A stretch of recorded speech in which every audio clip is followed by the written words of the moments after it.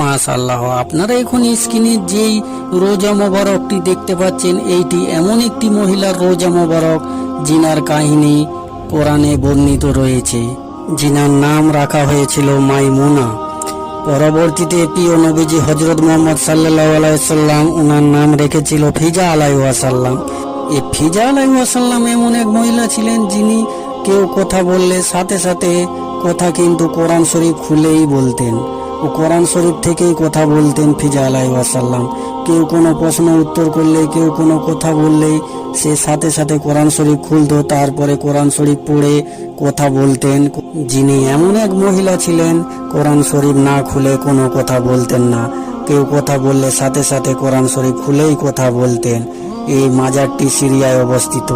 এই কবরস্থানে বহু ওলি নবীদের বংশের সন্তানরা শুয়ে রয়েছে। সুবহানাল্লাহ।